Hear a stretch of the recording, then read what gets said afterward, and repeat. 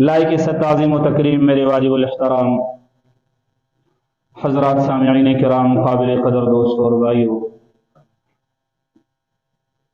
हमारा उन्वान ये है कि रमज़ान मुबारक के बाद ज़िंदगी कैसे गुजारें, रमज़ान मुबारक के बाद मामूलात कैसे रखना चाहिए।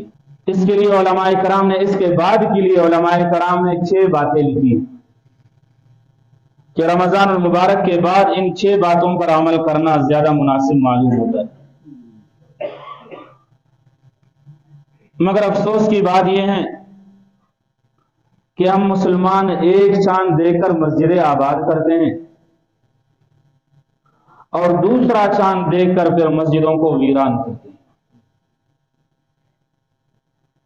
रमजान मुबारक का चांद नजर आया तो मस्जिदें आबाद हो गई, सारे कारोबार दरबार हमने छोड़ दिया और करना भी चाहिए। जब दूसरा चांद नजर आया तो मस्जिदें गैर आबाद हो गई।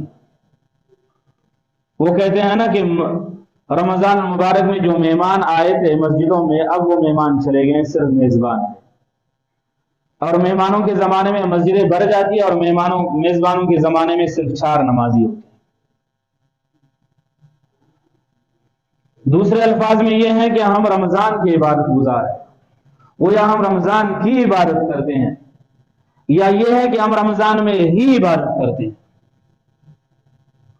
और जो लोग रमजान की इबादत करते हैं या रमजान में इबादत करते हैं, वो याद रखे कि रमजान चला गया।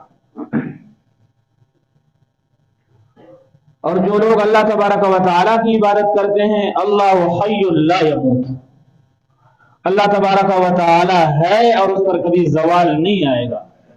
रमजान में भी वही माबूद और इलाह था, अब रमजान के बाद भी वही माबूद और इलाह है। जो रब की इबादत करते हैं फिर वो रमजान न देखे।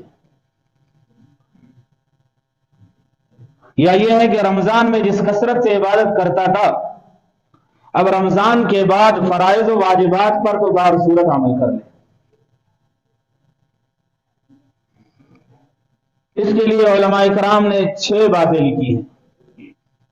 सबसे पहली बात यह है कि आदमी शुक्रगुजारी करे अल्लाह तबारक व तआला।